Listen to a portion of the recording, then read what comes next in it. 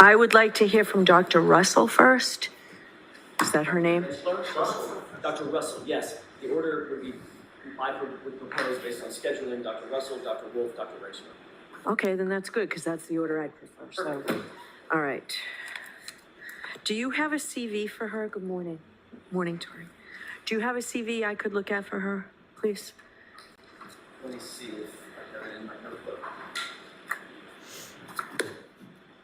I thought I did. Yes, I do. And she has not written a report? She's not.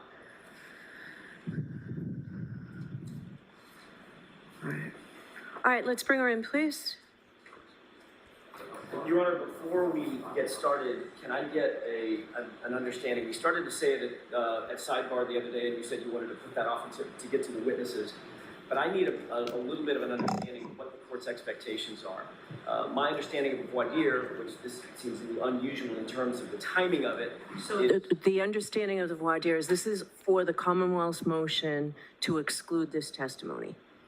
All right, that's what we're here for, the Rule 14 violation. Is that the same with Dr. Wolf and Dr. Reichler? Well, I thought that would help both of you. The Commonwealth has nothing on that, and you say you haven't been able to even talk to them at all about this case. That's correct. So I want to find out if they have any credible, competent evidence to put forward. So we'll have a voir dire on them as well. But So for Dr. Russell, what we're doing here today is there's an alleged well, there appears to me to be a violation of the reciprocal discovery obligations of defense counsel regarding Dr. Russell.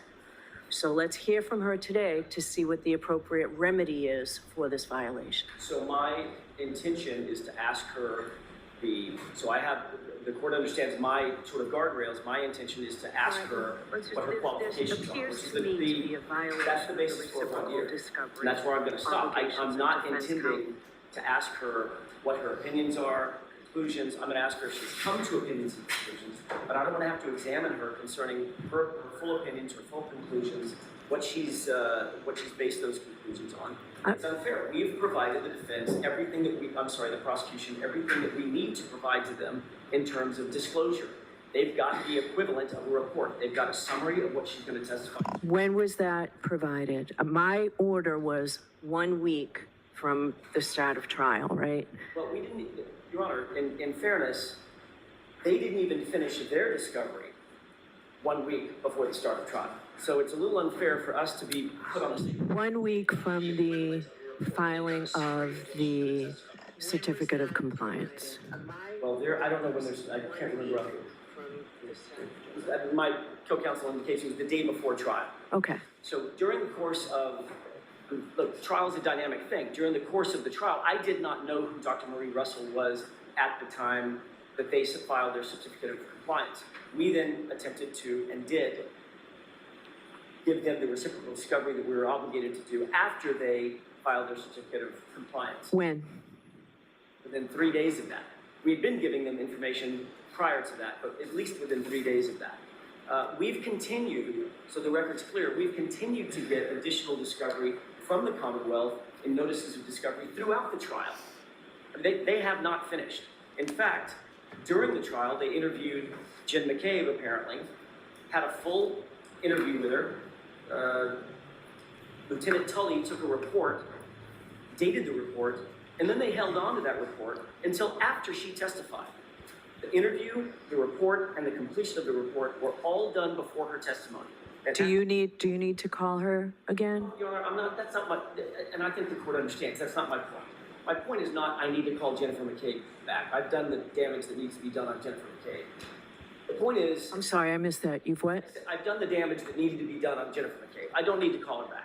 The point is that what's good for the goose is good for the gander. The Commonwealth doesn't get to stand in the position of piecemealing and feeding us information, reports, discovery. What happened? Seminal information about an expert that we did not know about, never met, never heard of. Within 3 days of that, we provide everything that we have about that witness to the Commonwealth. They can't then turn around and say, oh, well, it's all the defense's fault. So we want to have a voir dire, which means that the euphemism for that voir dire is we want to have two bites at the apple. Okay. We want to be able to completely cross-examine her, then go back to our expert, and if she testifies, cross-examine her again after consulting with our expert. That's two bites at the apple, and that's not fair. If the court wants to hear whether or not Dr. Marie Russell is qualified to testify about the arm injuries, that, I believe, is the parameters, the proper parameters of the voir dire, and that's what I'm prepared to do today. But I wasn't planning on of her testimony because that's been provided. And I don't think Mr. Lally should be able to get into the substance of her testimony because he knows what the substance is because, like I said, that's been provided. All right, so I disagree. I'm going to hear from the Commonwealth on this. Is it Ms. McLaughlin or Mr. Lally? Your Honor, just briefly in regard to what counsel was referencing with Ms. McCabe, it was not a full interview by Lieutenant Tully. It was and I don't have it on me at this moment, but I can give the court a copy of that report. But essentially it was Ms. McCabe met with Lieutenant Tully, looked at some video, and was asked a single question. That report wasn't available. I didn't have it until after Ms. McCabe testified, but it was given to counsel prior to Lieutenant Tully testifying, and there were no questions asked of Lieutenant Tully in regard to that. My issue, and you know, I wasn't asking for a voir dire as it proposed to, as it relates to Dr. Russell, is that we first heard of Dr. Russell on May 21st, which was, I think, 6 weeks into trial. Right, so that's what I asked, and you told me it was 3 days after the beginning of trial, Mr. Jackson. No, Your Honor, I said this at sidebar the other day, and I just said it again today. I let the Commonwealth and the court know about Dr. Marie Russell 3 days after I learned about her. I had never heard of her. I didn't know who she was. We made contact. I determined that she would be useful for the jury in terms of specifically the injuries to John O'Keefe's arm. I then had one conversation with her, then immediately, within 3 days of that, turned that information over to the prosecution. So I didn't say that I gave this over 3 days into trial. That's not what I said. All right, but you were ordered to do it. Ms. Tianetti, what was the date? What, you had 1 week from when? The day before trial. So it would have been, I believe, April 15th. So what we knew as of that date, we were required to turn over. I need to take a quick recess. What? All right.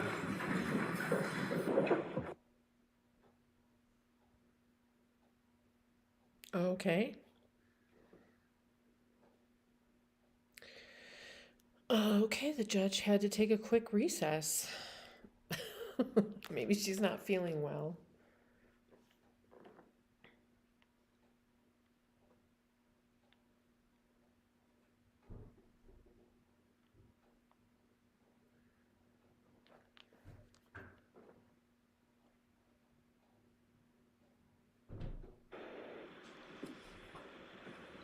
Please be seated. We're back.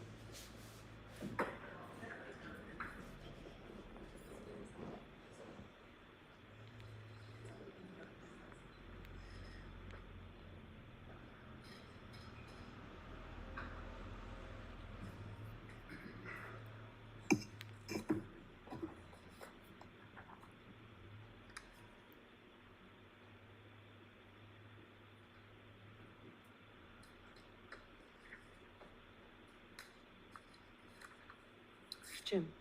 I'm assuming that somebody's dead. Motion, the Commonwealth's renewed motion first.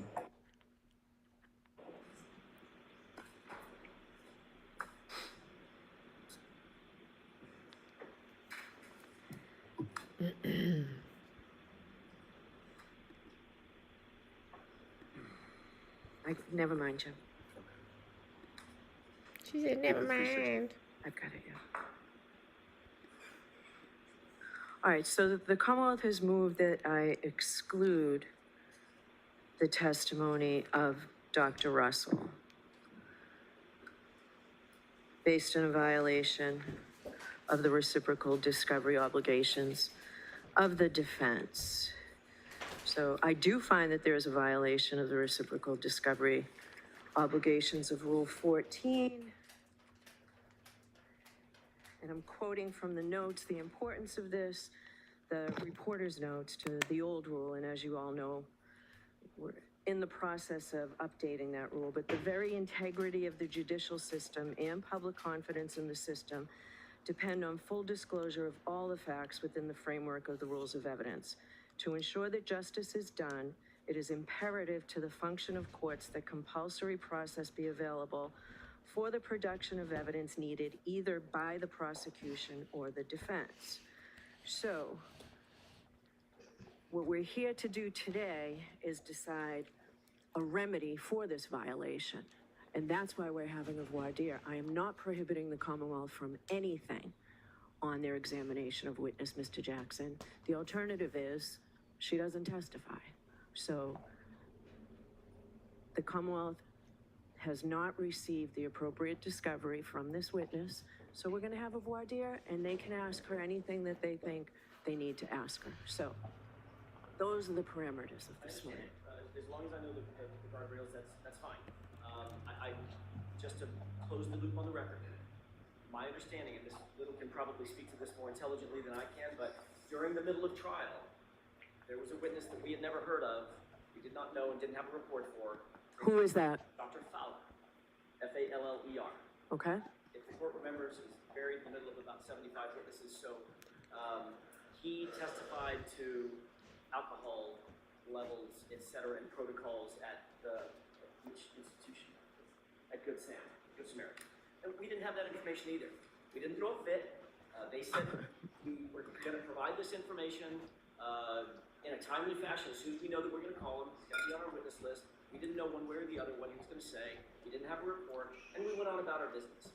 That's what we were doing as well. And by the way, I would note that the notes and the report under Rule 14 require disclosure of information you have. I just don't want the court to think that we were sitting on information that we didn't turn over.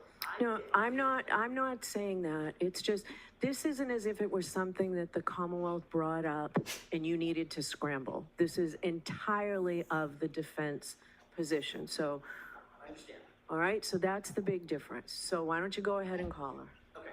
May I be excused to call her? Yes.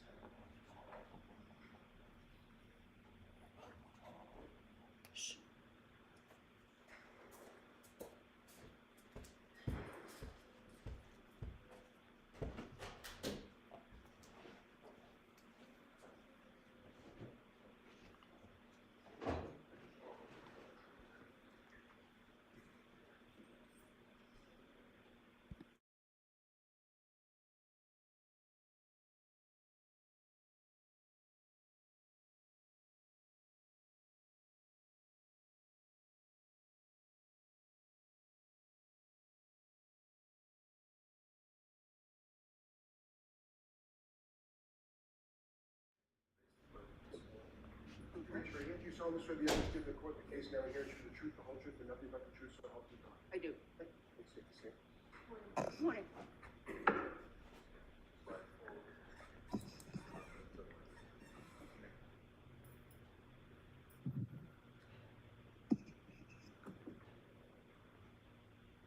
I'm going to ask you to keep your voice up, speak right into that microphone, doctor, okay?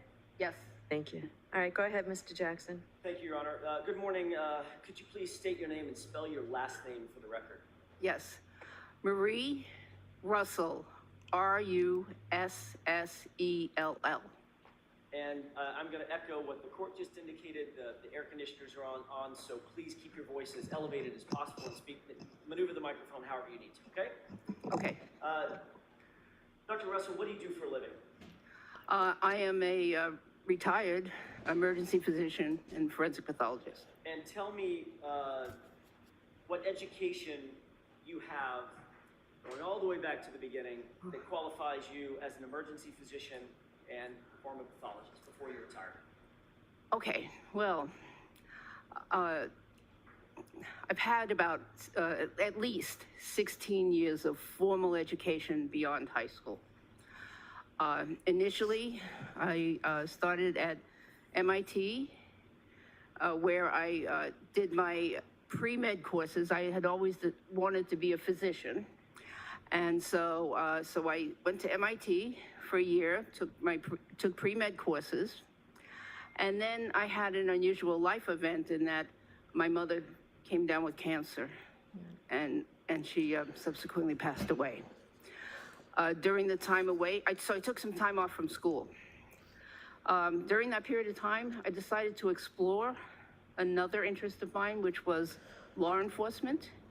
And so I took some courses in law enforcement, and I became a full-time police officer here in Massachusetts. What years were you at MIT?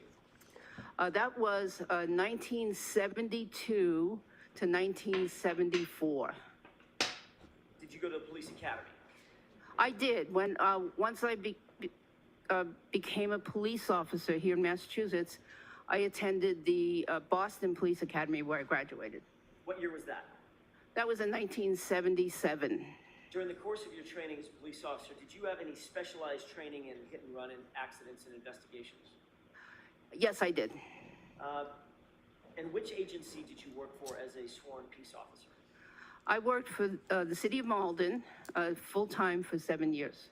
That would be from 1977 to 1984 approximately? Correct. During that time, did you continue your education in any way?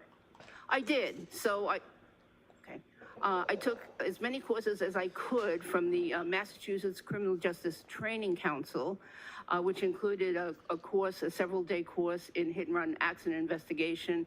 I took courses in forensic photography and numerous other things. And then, and I also at the same time continued to go to college. And I did that part-time, where I eventually got a bachelor's degree of science in psychology with highest honors. What institution was that from? That was from Northeastern University. And that was a Bachelor of Arts in Psychology? I think it was a Bachelor of Science. Got it. Subsequent to your Bachelor of Science degree from Northeastern, did you also advance your education further, formally? Subsequent to, so yes, so I decided that I did want to pursue a medical career. And so I then attended medical school, University of Massachusetts Medical School full-time for 4 years. Did you ultimately get a degree, an MD degree from UMass? Yes, a Doctor of Medicine degree in 1987. So you were there from 1983 to 1987, is that right? That is correct. And did you do a residency? I did 2 residencies actually. Most people do 1, but I did 2. I did, my first residency was a combined internship and residency for 4 years. And I did that in Los Angeles at Los Angeles County Medical Center, which is a very big trauma center and what I would consider the Bellevue of the West Coast. Very busy. You say that just because of the volume at USC Medical Center? That is correct. Is it one of the busiest medical trauma centers in the country? Yes. You were there from 1987 to 1991, is that right? Yes, I did my ER internship and residency during those years. Yes, there. During that time, were you seeing patients? Oh, yes. You were treating patients? Lots of them. You were attending to patients? I was a trainee, so I was seeing as many patients as we could. There was always a waiting room full of patients. And yeah, so I saw many, many patients during that time period. You indicated a second residency. Tell me about that. Okay, so I still realized I had an interest in forensics. And so I decided that I wanted to also train in forensic pathology. So I did a second residency in anatomic pathology, 2 years, followed by forensic pathology fellowship at the Los Angeles County Coroner's Office for 2 years. And the years, if that's 4 years, that would be from 1991 to 1995 approximately? That is correct. Tell me what your experience was as a fellow at the Los Angeles Coroner's Office, Los Angeles County Coroner's Office. Yes, well, it also was a very busy coroner's office. And so every day there would be cases. I probably did at least 2 cases a day, most days. Yeah. And plus conferences and educational opportunities. But the interesting thing about being a fellow is they try to give you a wide assortment of cases.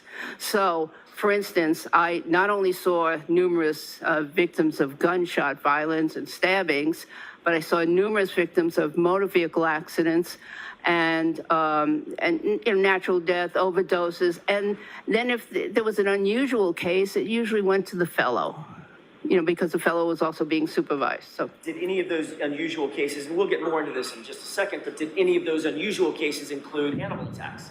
yes. Did you become a professor, an educator at any point? Yes. So during my 29 years at LA County Hospital, during the last 25 of those, I was a assistant professor or an instructor, but mostly an assistant professor. And what that meant is that I was responsible for overseeing the care that was provided by the interns and residents. So when a patient would come in into the hospital, the emergency room, they were oftentimes usually seen by the intern or resident, and then I would go and subsequently see that patient also. So, and that was in addition to my own cases. So I'd see my cases and their cases. And that was at LAUSC, correct? That is correct. And Can I ask a quick question? Yes. LAUSC, for those of us who are not necessarily familiar with it, is that associated with the University of Southern California Medical Center? Yes. That's the school, in other words, the site. Yes, so it stands for Los Angeles County / University of Southern California Medical Center. And that's where you were an assistant professor for the majority of the rest of your career. Correct. Were you also an assistant or an adjunct professor at Cal State Los Angeles? Yes, Okay. For how long were you an adjunct professor there? I believe that was 4 or 5 years. And I taught criminalistics, forensic medicine there. As an attending physician in the ER, in other words, a supervising physician in the ER, can you tell us what some of your duties and responsibilities included, especially as it pertains to trauma? And then I'll get more specific in just a second. Okay, well, so I would oversee the care of all the patients that came in during a particular shift. And that would include medical patients and trauma patients. And as I mentioned, it was a very busy trauma center. So we had lots of trauma patients, including the types of violence I described earlier that I saw at the coroner's office, but lots of motor vehicle accident victims because there was a highway there right nearby. There were a couple of highways, so a wide variety of accidents. Did your supervision include assessing, diagnosing, and treating patients? Correct. In terms of the middle part of that, diagnosis, was part of your job to determine the cause of injuries or to at least assess the cause of injuries? Yes, and I took that on a little bit more because I was interested in the forensics aspect of the injuries. The forensic aspect? Yes. Okay.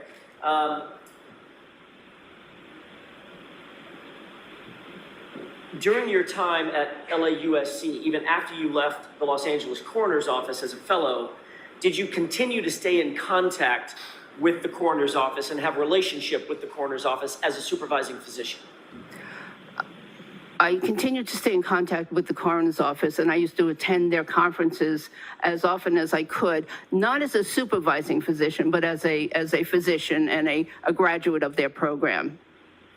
During your tenure at LAUSC, did you ever become the director of any programs at LAUSC? Yes. Does that include the director of Center for Life Support Training? Yes. What years was that, if you remember? I don't remember that. The early 2000s, late 90s? Yes, that sounds about right. Okay. And we would conduct lots of courses, including trauma life support courses. Did LAUSC incorporate a quality improvement program Yes, within their institution? yes, Did you become a director of that as well? yes, So you were director of Center for Life Support Training and director of LAUSC Medical Center Quality Improvement, is that right? the quality improvement was for the emergency department. All right. Yes, And did you also become the director for jail medical services? yes. What is the association between LAUSC and the very, very expansive jail system in Los Angeles County? So LA County Hospital was unique in that they, many, many years ago, developed a jail, what they called a jail ward, which was a combined inpatient, outpatient, and ER. So there was a dedicated jail ER. And that has been in existence for probably about 70 years now. And patients that were placed under arrest by either LA sheriffs, LAPD, California Highway Patrol, or any of the municipal agencies in the area, and I think there were about 70 or more municipal agencies, could bring their patients to the LA County Jail Ward where the patients would get treatment.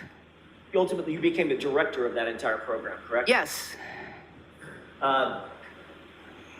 Did you also work with the State Medical Board of California in any capacity? yes. Tell us about that. For about 7 years, I worked part-time for the California Medical Board as a physician assigned to one of their enforcement teams. And I did that 1 day a week, and I did my other job at the county hospital the other 40 hours a week. So you didn't take off time from your duties as an ER physician, as an emergency physician. This was in addition to you being an emergency physician. That is correct. Did you hold the title of Chief Medical Executive for the California State Prison System, specifically at Corcoran? Yes. Tell us about that. So I retired from LA County Hospital, and I went on to move on to the the California Department of Corrections and Rehabilitation. And what year was that? Did you make that transition? So 2018 is when I started for the state prison system. Okay. And I worked there for 5 years as director of their medical service So you were in the- Corcoran. I'm sorry. So for that prison, within that system, you were the chief medical executive for the entire agency, correct? That is correct. All right. For the entire prison. Understood. Are you board certified in emergency medicine? Yes, Are you a member of the National Association of Medical Examiners? yes, Are you a member of the American Academy of Forensic Science? yes. Do you have any publications in the area? And I'm going to be very specific because you've been relatively widely published. Is that right? Some people would say yes, some people would say no. Medical examiners. More than a couple of publications. Correct. And peer-reviewed journals, correct? Yes, I want to focus your attention on animal injuries. Have you been published in the area of animal injuries specifically? yes. Do you recall those publications? Yes, they had to do with law enforcement dog bites. Did you draft an article or co-author an article called Managing Law Enforcement Dog Bites in the ER? Yes, I was a co-author. 1996? Sounds right. And that was a peer-reviewed article, Yes, ultimately published, yes, and ultimately available to be cited by other doctors and studied by other doctors, correct? correct. Did you also author or co-author an article entitled Law Enforcement Canine Dog Bites, Injuries, Complications, and Trends? Yes, I did. Was that in 1997? Sounds right. Was that also peer-reviewed? Yes, And that publication was also available for other physicians throughout California and throughout the country to refer to for the study of animal bites and dog bites, correct? dog bites, yes. Dog bites. Concerning animal injuries, during the course of your professional experience, how many patients have you seen, diagnosed, and/or treated with animal injuries, including dog bites and scratches, if you had to estimate? Many hundreds. Would you say it's over or under 1,000? I would say it's over 500. I I don't know, because we didn't keep really good records back in the earlier days. But it's safe to say you've seen hundreds and hundreds and hundreds of dog bites and scratches. Yes, in my 29 years at LA County Hospital, yes. And my dog bites I took care of, and dog bites that the residents took care of, yes. And you've even published articles and studied, not just seen them, but studied dog bites and dog wounds, correct? Yes, Have you qualified as an expert previously in other courts as in emergency medicine? yes, Have you qualified as an expert in other courts in forensic pathology and wounds? yes, Has that been in both state and federal court? yes, Doctor, were you asked to review certain materials related to this case? yes, And that was in furtherance of coming to, if you could, come to an opinion or a conclusion about injuries to the victim in this case, a person by the name of John O'Keefe. yes. What did you review in anticipation of your determining whether or not you could come to an opinion or a conclusion? So I reviewed hospital photographs, autopsy photographs, an autopsy report, grand jury testimony from the medical examiner in this case. There may be some other Based on items. I just want to ask about that. Do you have notes with you as to what you reviewed? No. Okay, so when you say there might be other, you don't, Well, if he tells you what you reviewed, you'd know it? I would recognize it. All right, but I want to hear it from you. Oh, I You see. don't know of anything else that you've reviewed? This is sort of important, Mr. Jackson. Okay. Can you think of anything else, Doctor, The besides autopsy. these? Autopsy photographs, autopsy report, neuropathology report, toxicology report, and the grand jury testimony.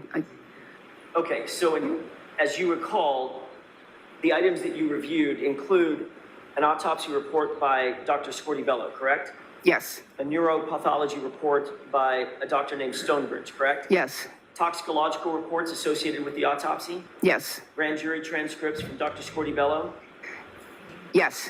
photographs of evidence items, including a gray sweatshirt, Oh, yes, yes, and autopsy photos that were taken attendant to the actual autopsy. yes, and photographs that were taken in the hospital, and I reviewed the hospital ER record also.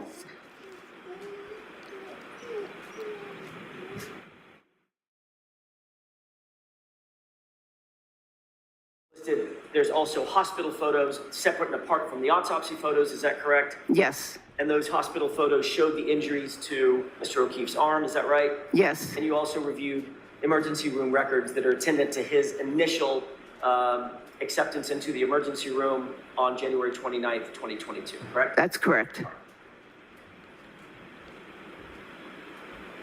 Based on your review of all of those materials, were you able to confidently come to any conclusions or opinions about the nature of the injuries suffered by John O'Keefe, specifically as they relate to John O'Keefe's right arm? Yes. What is your opinion and conclusion concerning those injuries? Those injuries appear to be consistent with an animal attack. Can you be more specific in terms of the type of animal, or are you relegated to simply an animal attack? Well, they are consistent with a large dog attack. There's a combination of both what I consider bite wounds and scratch wounds on the arm. There were also some puncture wounds in that shirt. And are the So I'm sorry, puncture wounds in the shirt? Puncture holes Okay. in the shirt. and on what do you base the opinion that the injuries are consistent with dog bite or scratch marks? Well, the patterns. There are several patterns of parallel wounds that appear to be superficial scratches that could have been caused by nails or could have been caused by teeth. There are different angles on the arm and different locations on the arm. And, but they're generally oriented in a specific direction. And there's also an area, the distal forearm, which is close to the wrist, which shows what I believe is an arch area of teeth marks. And what's the significance of the arch area? Well, so the arch would be the front area of the jaw of the animal, you know, or the dog in this case, where the teeth tend to be close together and curved. There's a curved pattern to the configuration of the teeth. I'm gonna have just a moment, Your Honor. Yes.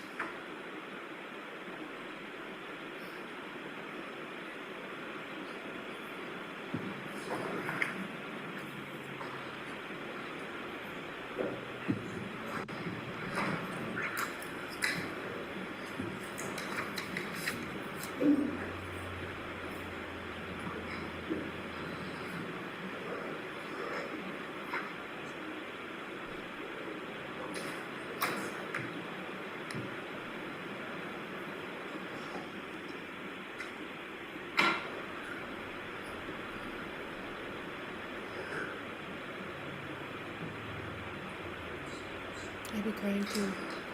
That's devastating news. Devastating news. Doctor, I'm going to show you a series of photographs.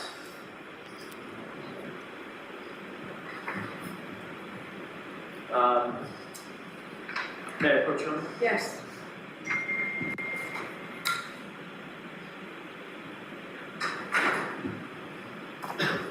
First, can you describe whether or not you recognize what's depicted in that photograph? Have you seen that photograph before? Yes, I have. Is that part of what you reviewed in coming to your opinions and conclusions? Yes. What is that a photograph of? So this is a photograph of the decedent's arm near the elbow. And do you want me to describe what it shows? Just briefly, an Okay. overview of what. Yeah, and it shows wounds. Okay. Your Honor, I would ask that that be marked as next in order of evidence. All right, so for this voir dire, we'll have separate evidence, right?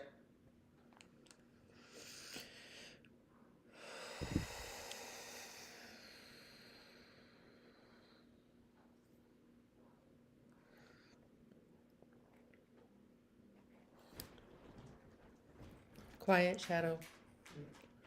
Very, very disturbing news from the coroner in the Karen Reed trial. Apparently, it was a dog attack. Wounds consistent with a dog attack, a large animal attack.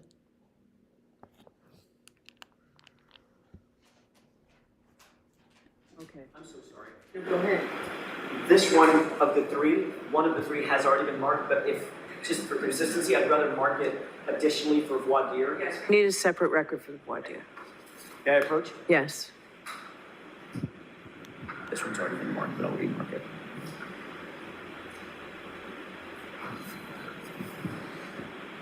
And if you'd tell me the exhibit numbers that they are. So you're putting these in now, there's no objection, Mr. Lally? For purposes of this, no. Okay. So we'll mark these now, but May I approach? yes. The one with the label 2858 on the bottom has previously been marked in the trial. I would ask that this be marked as the next in order for the voir dire. But what I want is the exhibit number at the trial. I'll get that for you.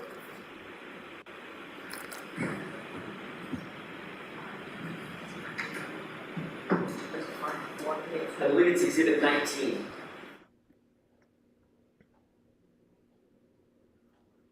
The coroner just dropped a bombshell. Am I allowed to say that? The coroner in the Karen Reed case just dropped a... It was a dog attack.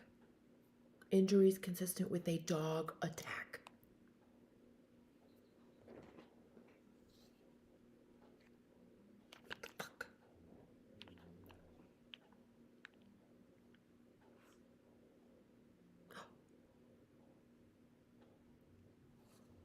The coroner in the Karen Reed case just dropped a bombshell.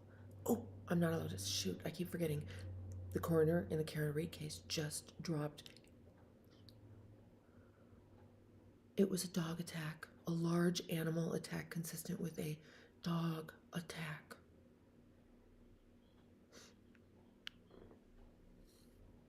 Was I recording? Did it shut off again? Okay, I'll do it later.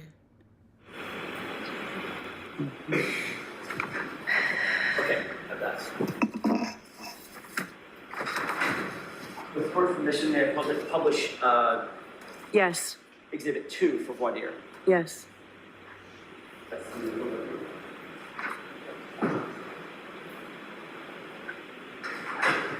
Is this a photograph of of John O'Keefe's arm?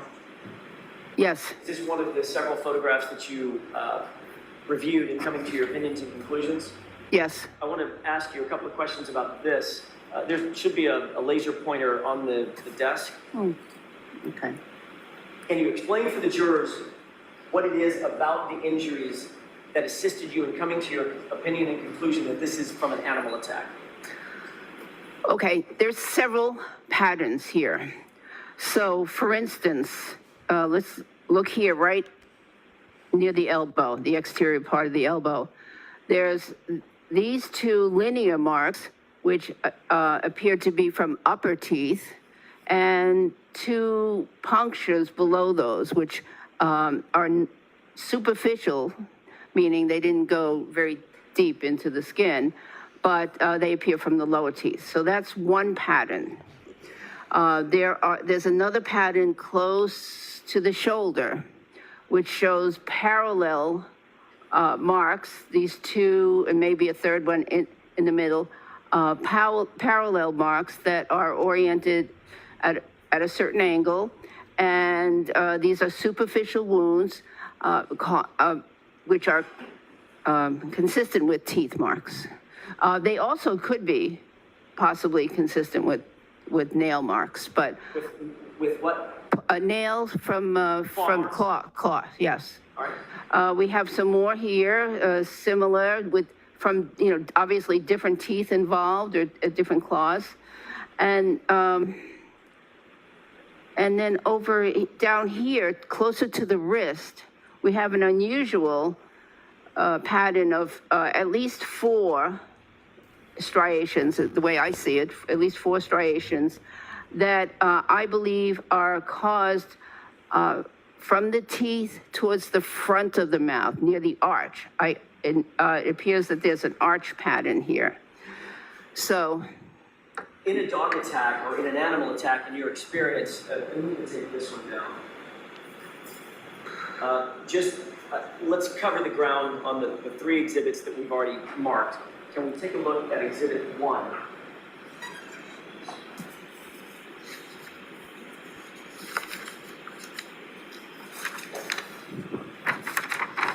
Is this just may I publish, Your Honor? Yes. I apologize. Is this just a close-up of the same injuries? yes, And do these appear to be consistent with what you just testified to in terms of either teeth or claw marks, especially as it relates to the area closest to the elbow? yes, All right. And then looking at Exhibit 3.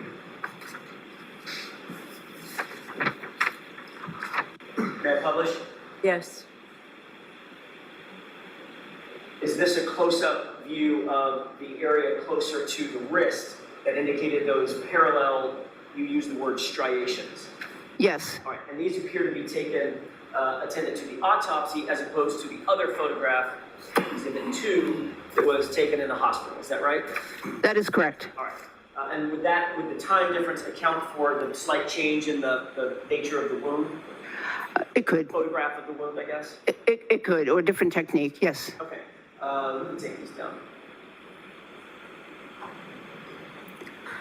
Did you take into consideration the lack, in coming to your opinion and conclusion, the lack of other injuries, for instance, fractures, broken bones, or deep bruising, soft tissue injuries? Oh, yes. How did that play into your opinion?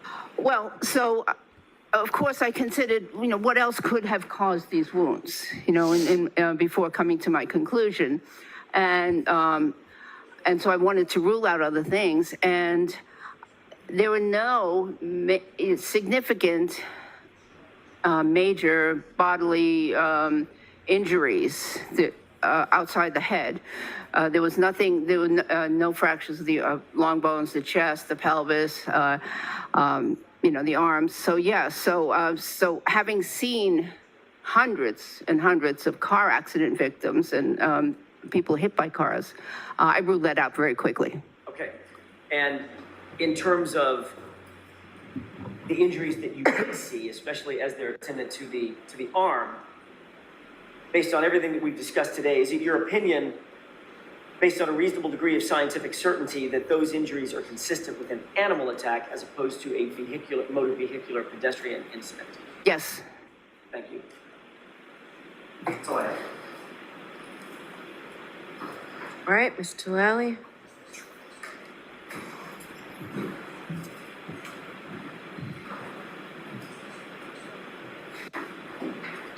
Good morning, ma'am. Good morning. I can take you back to, you were talking about some police training that you had received when you were in the academy or while you were working with the police department here in Massachusetts, is that right? Yes. Okay, what kind of training or what did that training consist of? Well, I attended and graduated from the standard police academy at that time. And then I took additional courses that were offered from the Massachusetts Criminal Justice Training Council. And these were taught generally by experts in their fields, and they were on a variety of subjects that are listed in, in my CV, including, the hit and run accident investigation, forensic. There, just for a minute, ma'am. Doctor, in reference to your training as it pertains to hit and run accidents, what did that training consist of?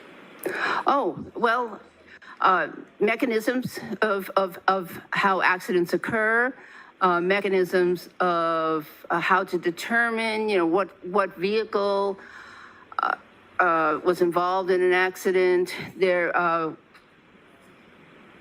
I don't, it was a long time ago, but yeah, so determining if people were struck by vehicles, what vehicle was involved, or if there was auto versus auto accident, what vehicles were involved.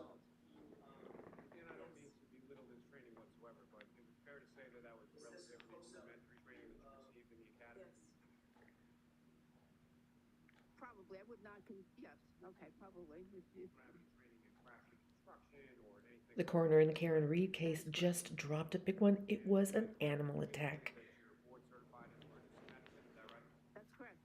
The coroner in the Karen Reed case just dropped a big one. It was an animal attack. That's correct.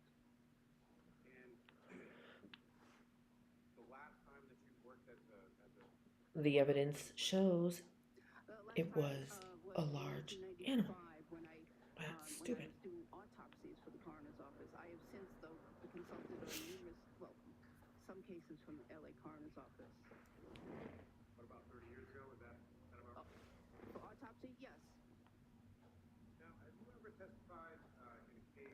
Karen Reed coroner indicates large animal attack as the. Not that I'm aware of, no. As the. And when was it that you first were contacted in reference to this case? The first Karen Reed contact coroner indicates dog attack. May 17th, excuse me, of this year, 2024. Yes. Karen Reed coroner indicates evidence of large animal attack.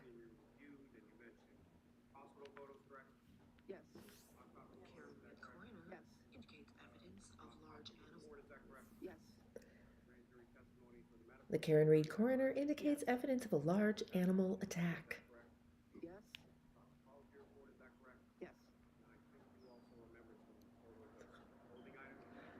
Let's see. Yes, assured. And yeah, hospital ER record. Karen Reed coroner indicates evidence of a large animal attack as the culprit for the injuries on the. Karen Reed coroner indicates evidence of a large animal attack as the culprit for the injuries on. No. Karen Reed coroner indicates. Karen Reed, coroner, indicates evidence of a large animal attack. Well, I requested that I focus in on the wound, so I didn't ask for a lot of material in this case. Karen Reed, coroner, indicates evidence of a large animal. Please say that again? Fair to say that you would want to look at anything and everything that was related to the wounds that you were asked to look at. Karen Reed, coroner, indicates evidence of a large animal attack. Did you make any specific requests as to what material you were provided, or were you just Karen Reed, coroner, indicates evidence of a large animal attack. No, I requested that I have the autopsy photographs, the records, the photographs. I requested those. Karen Reed, coroner, Karen Reed, coroner, indicates animal attack. dog bites? Is that right? Yes. Are those publicly available? Karen Reed, coroner, indicates evidence of animal attack. In those articles that you wrote, you were talking about Karen Reed, coroner, indicates evidence of animal attack. Yes. law enforcement canine bites. Karen Reed, coroner, indicates evidence of animal attack. Is that correct? Yes. Karen Reed, coroner, indicates evidence. Through your experience and Karen Reed, coroner, indicates evidence of an animal attack. between what you would observe from a dog bite from a law enforcement canine versus a Karen Reed, coroner, indicates evidence of an animal attack. Well, yes. Now, the study, one of those studies was over 700 Karen Reed, dog coroner, bites. indicates evidence of an And animal attack. there were two techniques used at that time: bite and hold, Karen Reed, and coroner, indicates evidence later of an on, animal attack. bark and hold, or bark and bark and alert, Karen or Reed, something of that coroner, nature. indicates evidence of an animal So there are attack. different techniques, but yes, Karen to Reed, coroner, specifically answer indicates that evidence of an question, animal which attack. was, are they different from, generally different from Karen regular Reed, coroner, indicates evidence of an animal attack. domestic dog bites? Yes. Now, did you write a report in regard to your opinion that you Karen testified Reed, to here coroner, today? indicates evidence of an animal attack. I don't think there was much time, and I didn't know if I was going to be actually testifying. How long would it take you to write a report? I wasn't asked to write a report, excuse me. Were you asked specifically not to write a report? No, Now, at any point in time, did you ever look at anything related to Mr. O'Keefe's head injury? oh, yes, So you reviewed reports in relation to that, correct? yes. Do you have any opinions as it pertains to that? I would rather defer to the pathologist and neuropathologist on that.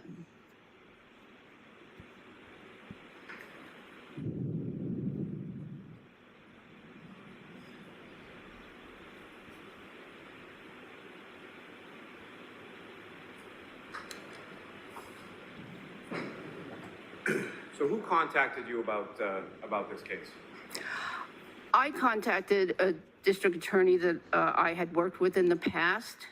We were discussing a different case, a case that I autopsied in 1995. And I mentioned that I heard that there was a case in Massachusetts that might have been being handled by one of his colleagues, his former colleagues, and that there was an issue of whether something was a dog bite, and that I might be able to help in that case, to clarify. And so when you were provided this material, what is it that you were specifically asked to do? To look at the wounds and the reports and the materials that were sent to me and render an opinion.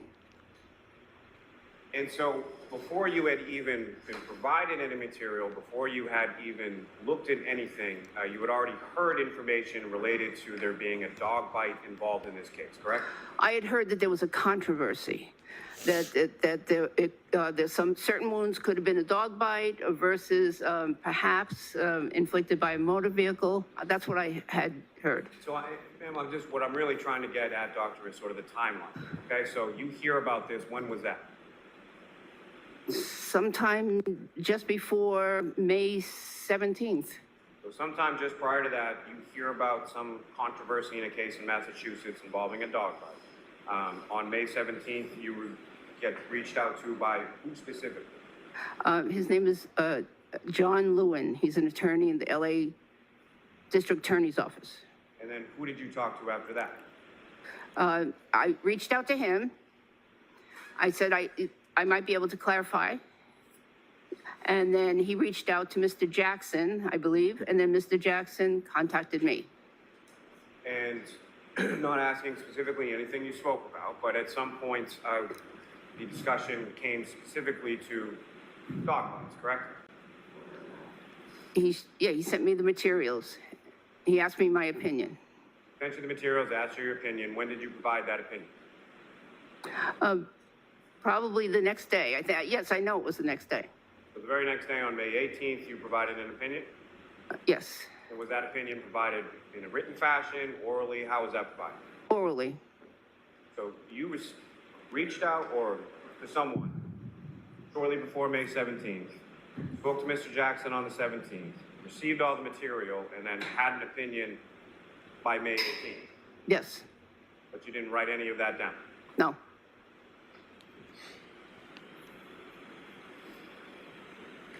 Does that Now, invalidate beyond the materials that her you were testimony? provided, what else were you told about the case?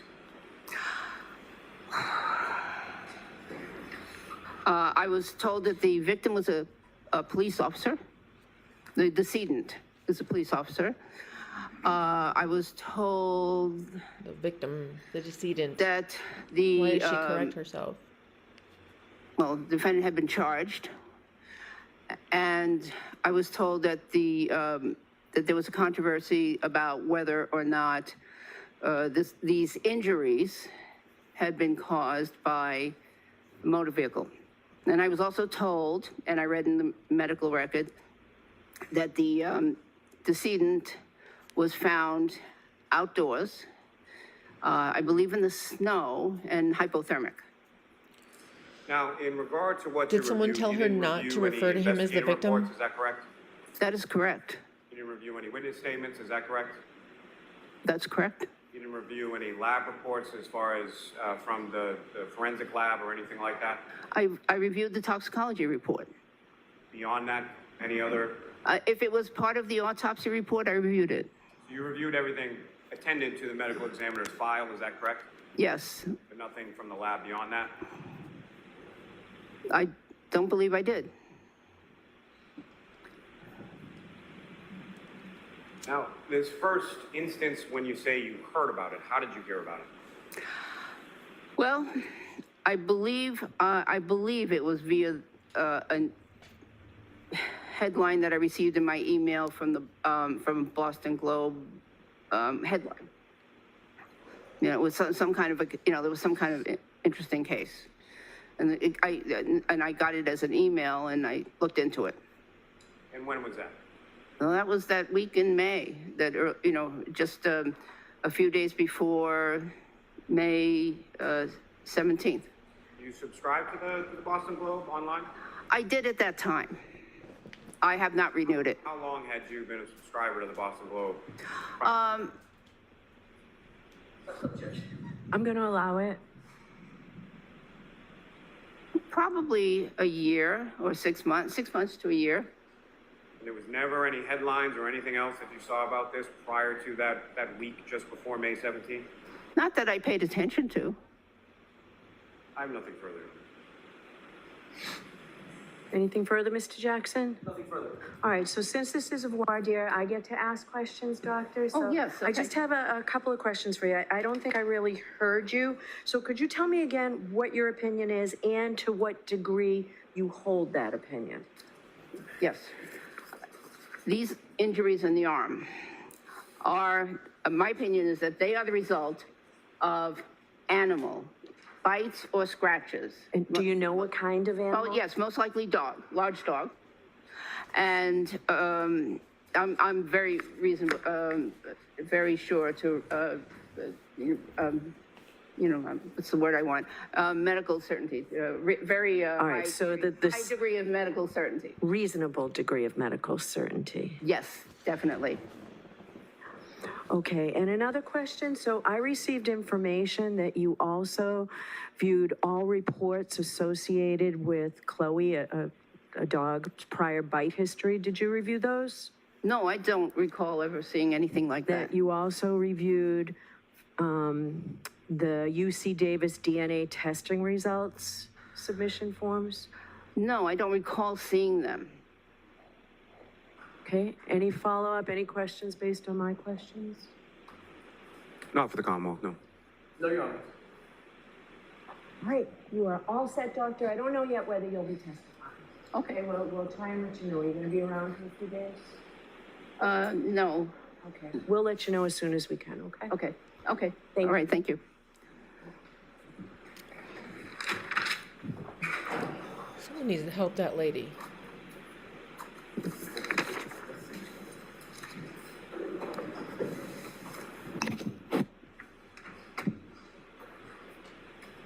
We don't know yet if you'll be testifying.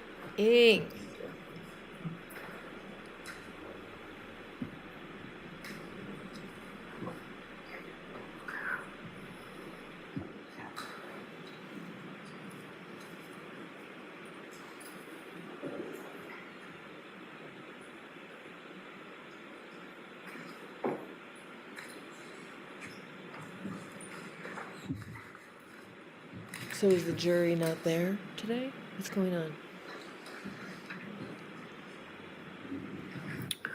So I would like to hear argument on this witness before we hear the other witnesses. So, and Ms. Giannetti, I asked you the other day whether she reached out to you or you reached out to her, and you said there was an intermediary. But my concern was cares? If you whether do- if she she's- came out of nowhere and reached out about this case, and that seems to sort of, It wasn't Mr. Yannetti, it was me. okay.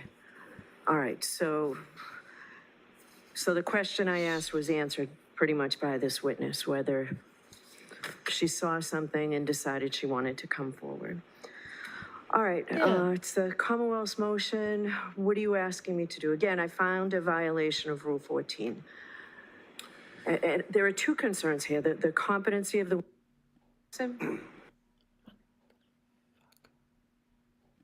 I don't think they're qualified to testify to, I don't think either of them is qualified to testify to that. That's more of an area of forensic pathology. What do you say to that, Mr. Jackson?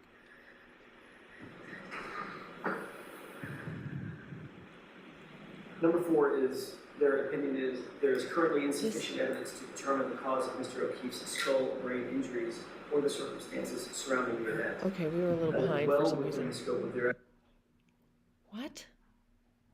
Is it over? What's happening? Dr. Russell testify how that impacts our schedule.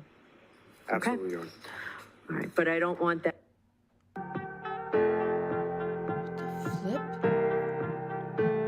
Okay, hang on. I don't know what I just did. No.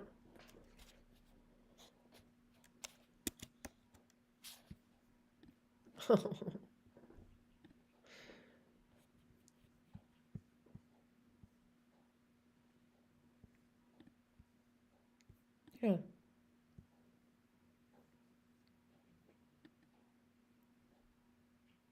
That's their conclusion. Mr. Lally is going to have an expert, Trooper Paul, who is going to differ, or who has differed in that opinion. I guess So it's be it. over. And I would have kept it out. Remember, I would have kept out any medical part had there been an objection. And when you objected, I sustained the objection. No, I think we're talking about two different things, apples and oranges. I didn't, that's not, Trooper Paul's opinion is that his injury, or his injuries, or I think he said variously that it was blunt force, could have come from the curb, or it was blunt force because the road was blunt. That was his opinion, and he was sticking to it. This is contrary to that.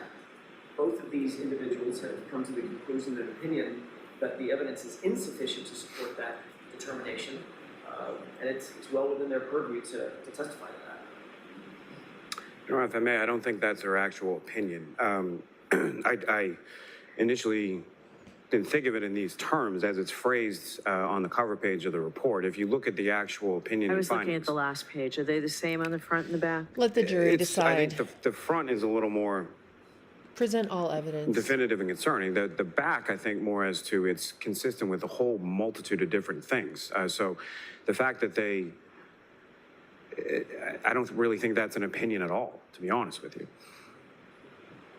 All right, I'll take a look at this more closely, give you a decision Thursday.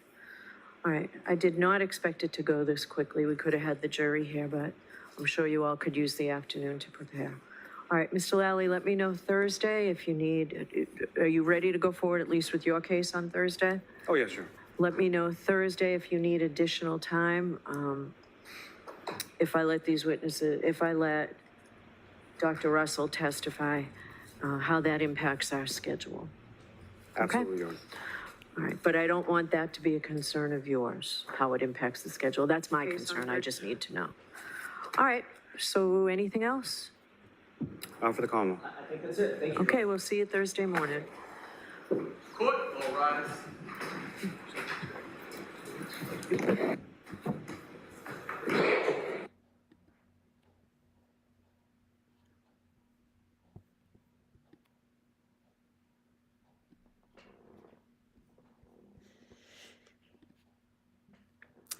Wow.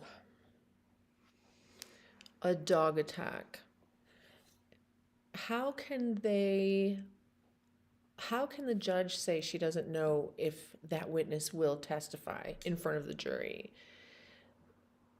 The jury should hear everything and decide for themselves. Or how about this? Find an impartial expert in the same area. There are other ER people around the country who probably specialize in dog attacks and maybe or maybe not have been following the case. Celebrite data shows that you were engaging with an app called Safari to engage some Google searches, correct? Yes, That would be generally accurate as well, correct? yes. Okay. I'm getting a little better at this. All right. So that is my question. You know, if they somehow believe that her testimony is irrelevant because she reached out, find another expert. Find someone who's not following the case. Who would be experts in like animal attacks? Find someone in who lives out in the wilderness, anywhere on the earth, who doesn't have a television. Ask them. It seems like it was pretty straightforward from her view, that those were very consistent. The puncture wounds, the nails or teeth, the top arch pattern there, the fang patterns, you know, and then I guess I was a little bit behind in the live and missed the last part. So sorry, I'm getting used to this. It's only the second one.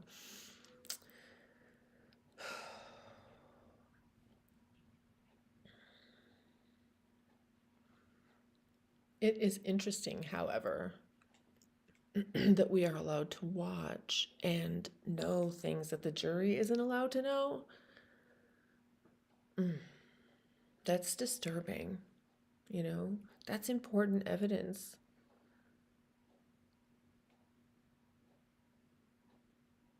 So, I really think that is all. Nobody really came on, but that's okay. That's okay. I got here after lunch because I'm on the West Coast. They start early on the East Coast.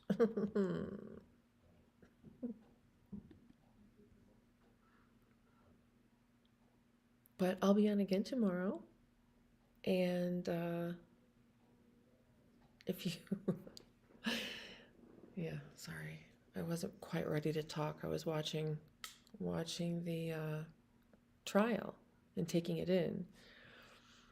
So if you would like to come on and watch with me or see my lives or any other videos that I put out, because I'm doing all different kinds of content, I'm a new creator and really appreciate you being here with me. Just subscribe and like and hit the bell for notifications so you know when I'm going live and when I drop new videos and schedule premieres. And share and comment. Did I get them all? Like, subscribe, comment, and share. Really has to get go. Ooh.